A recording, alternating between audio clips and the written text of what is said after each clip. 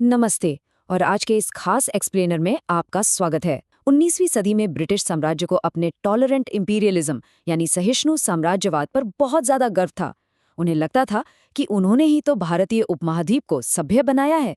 लेकिन सोचिए, ये कितनी बड़ी विडंबना है कि उनका ये सारा का सारा भ्रम तब चकनाचूर हो गया जब पता चला कि भारत में तो 5000 साल पहले से ही एक बेहद एडवांस्ड और महान सभ्यता मौजूद थी। चलिए इस ऐतिहासिक रहस्य की गहराई में चलते हैं। चलिए इस हिस्टोरिकल डिटेक्टिव स्टोरी में थोड़ा डीप डाइव करते हैं। इमेजिन कीजिए, एक तरफ तो ये औपनिवेशिक घमंड कि हम आपके लिए सभ्यता लेकर आए हैं, और दूसरी तरफ हड़प्पा और मोहनजोदड़ो जैसे 5000 साल पुराने शहरों की डिस्कवरी। इन खोजों ने पूरी दुनिया को हिलाकर रख दिया और इस धारणा को पूरी तरह से पलट दिया। असल में यहाँ का समाज उस समय भी लिटरली एक स्वर्णिम युग जी रहा था। अब आते हैं इस सभ्यता की आकस्मिक खोज यानी एक्सीडेंटल एंशिएंट डिस्कवरी पर।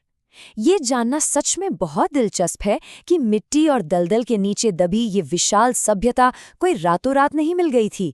इसके पीछे लगभग एक सदी की आकस्मिक खोजों और पुरातत्वविदों की अथक मेहनत का हाथ था। इस टाइमलाइन को देखिए, कहानी एकदम किसी मूवी जैसी लगती है। शुरुआत होती है 1829 में चार्ल्स मेसन से, जो ईस्ट इंडिया कंपनी की नौकरी छोड़ चुके थे। उन्होंने सबसे पहले पंजाब में इन खंडहरों को नोटिस किया। फिर 1853 में अलेक्जेंडर कनिंघम यहाँ आए, जिन्होंने आगे चलकर 1861 में आर्कियोलॉजिकल सर्वे ऑफ इंडिया यानी ASI की स्थापना की। लेकिन असली ब्रेक थ्रू मिला 1920 में, जब दयाराम साहनी ने हड़प्पा की खुदाई शुरू की। और फाइनली 1924 में जॉन मार्शल ने पूरी दुनिया के सामने इस महान खोज की आधिकारिक घोषणा कर दी। और अब इसका स्केल देखिए, 12,60,000 वर्ग किलोमीटर। ये कोई छोटा मोटा एरिया नहीं था। ये सभ्यता आज के आधुनिक भारत, पाकिस्तान और अफगानिस्तान तक फैली हुई थी। अगर आप इसकी तुलना उस समय की मिस्र या मेसोपोटामिया की सभ्यताओं से करें, तो सिंधु घाटी सभ्यता आकार में उन सबसे कहीं ज्यादा विशाल और विस्मयकारी थी। इस डेटा में जो बात सच में आश्चर्य में डालती है, वो है इस समाज का अद्भुत घनत्व। अब तक 1400 से ज्यादा साइट्स खोजी जा चुकी हैं, जिनमें से 925 भारत में और 475 पाकिस्तान में हैं। ये बस्तियां मुख्य रूप से सिंधु और घग्गर हकरा नदियों के आसपास बसी हुई थी। ये दिखाता है कि ये समाज कितना घना और वेल ऑर्गेनाइज था। अब बात करते हैं अर्बन प्लानिंग की, जिसके ये लोग असली महारथी थे। 2600 ईसा पूर्व से 1900 ईसा पूर्व के बीच का जो समय था, वो इनका स्वर्ण युग या मैच्योर हड़प्पन फेज माना जाता है। इस दौरान उन्होंने जो तकनीकी प्रगति की, वो आज भी हमें हैरान कर देती है। इनका town planning literally mind blowing था। इन्होंने हर शहर को बहुत ही सोच समझकर 2 हिस्सों में बांटा था। पहला था अपर माउंट या ऊपरी टीला, जो ऊंचाई पर था, चारदीवारी से घिरा था, और यहाँ महत्वपूर्ण पब्लिक बिल्डिंग्स और अनाज के गोदाम थे। शायद यहाँ एलीट वर्ग की बैठकें होती थीं। और दूसरा था लोअर माउंट, जहाँ आवासीय घर एक बेहतरीन ग्रिड पैटर्न में बने थे और चौड़ी सड़कें थीं। ये उनकी एडवांस्ड इंजीनियरिंग का एक परफेक्ट एग्जाम्पल है। लेकिन जो चीज़ सबसे ज़्यादा इम्प्रेस करती है, वो है इनका सिविक सेंस। आप देखिए, उनके घरों में एक ही आकार की स्टैंडर्डाइज्ड ईंटों का इस्तेमाल होता था। हर घर के कोने में एक बाथरूम था और सड़कों के किनारे डस्टबिन्स और साइन बोर्ड्स भी मौजूद थे। इनकी अंडरग्राउंड जल निकासी की व्यवस्था इतनी शानदार थी कि सच कहूं तो आज के कई आधुनिक शहरों का ड्रेनेज सिस्टम भी उसके सामने फीका पड़ जाए। वाटर मैनेजमेंट को ही ले लीजिए, 897 स्क्वायर फीट। मोहनजोदड़ो में मिला द ग्रेट बाथ इतना विशाल था और इसकी गहराई लगभग 8 फुट थी। केवल इतना ही नहीं, जल संचयन में उनकी महारत धोलावीरा में भी देखने को मिलती है, जहां उन्होंने विशाल सोलर रिजर्वायर बनाए हुए थे। एक शांतिपूर्ण वैश्विक अर्थव्यवस्था। पता है सबसे चौंकाने वाली बात क्या है? वो ये नहीं है कि वहां क्या मिला, बल्कि ये है कि पुरातत्वविदों को वहां क्या नहीं मिला। न तो कोई हथियार मिले और न ही किसी राजा या शासक का कोई निशान। अगर हम इनको बाकी प्राचीन सभ्यताओं से कंपेयर करें, तो फर्क बिल्कुल साफ है। बाकी जगहों पर बड़े बड़े राजा, विशाल सेनाएं, युद्ध और बड़े धार्मिक स्मारक एकदम आम थे। लेकिन सिंधु घाटी सभ्यता एक समतामूलक यानी एगैलिटेरियन समाज था। कोई सेना नहीं, कोई हथियार नहीं, न ही कोई भव्य मंदिर। वे प्रकृति और यूनिकॉर्न की पूजा करते थे। इस समाज ने युद्ध के बजाय व्यापार, साफ सफाई और कला जैसे कि वो मशहूर कांसे की नर्तकी को प्राथमिकता दी।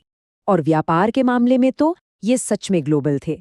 मेसोपोटामिया के लोग इन्हें मेलूहा कहते थे। ये दुनिया में सबसे पहले कपास का उपयोग करने वालों में से थे। वे मेसोपोटामिया को कपास, लकड़ी, आबनूस, तिल का तेल और लाजवर्द यानी लैपिस लाजुली का भारी मात्रा में निर्यात करते थे। इस बड़े इंटरनेशनल व्यापार को चलाने के लिए उन्होंने सटीक मापतौल के उपकरणों और ब्रांडिंग के लिए अपनी खास मोहरों का इस्तेमाल किया। अब जब व्यापारिक मोहरों की बात आई है तो बढ़ते हैं इस सभ्यता को समझने में आने वाली सबसे बड़ी रुकावट की तरफ, द अनसॉल्व्ड इंडस स्क्रिप्ट। इन हजारों व्यापारिक मोहरों पर एक ऐसी भाषा लिखी है जिसे आज तक कोई नहीं पढ़ पाया। ये एक लोगो सिलेबिक स्क्रिप्ट है। इसका मतलब समझते हैं? इंग्लिश अल्फाबेट की तरह इसमें अलग अलग लेटर्स नहीं होते, बल्कि चीनी भाषा की तरह हर चिन्ह एक पूरे शब्द या ध्वनि को दर्शाता है। रिसर्चर्स ने इसमें लगभग 400 अलग अलग चिन्ह पहचाने हैं, जो छड़ी जैसी आकृतियों, पक्षियों और मछलियों जैसे दिखाई देते हैं। हालांकि एक्सपर्ट्स ने कुछ बहुत ही दिलचस्प सुराग खोजे हैं, जैसे कि ये लिपि दाएं से बाएं लिखी जाती थी। अब आप सोचेंगे ये कैसे पता चला? क्योंकि मोहरों के बाईं ओर आते आते चिन्ह छोटे और सिकुड़ जाते थे, जैसे कि लिखते लिखते जगह कम पड़ गई हो। इन लेखों के साथ अक्सर गैंडे, बाघ या बैल जैसे जानवरों के चित्र होते थे और एक लेख में प्रतीकों की संख्या 5 से लेकर 26 तक होती थी। अब यहाँ एक वाजिब सवाल उठता है कि अगर मिस्र की भाषा को पढ़ा जा सकता है तो इसे क्यों नहीं? इसके लिए रोसेटा स्टोन मेथड को याद करें। जब मिस्र में एक पत्थर मिला जिस पर एक ही बात अज्ञात इजिप्शियन भाषा और ज्ञात प्राचीन ग्रीक दोनों में लिखी थी, उस पत्थर ने एक ट्रांसलेटर का काम किया। हड़प्पा सभ्यता के शोधकर्ताओं के लिए बस यही सबसे बड़ी और दुखद कमी है। तो सिंधु लिपि को आज क्यों नहीं पढ़ा जा सकता?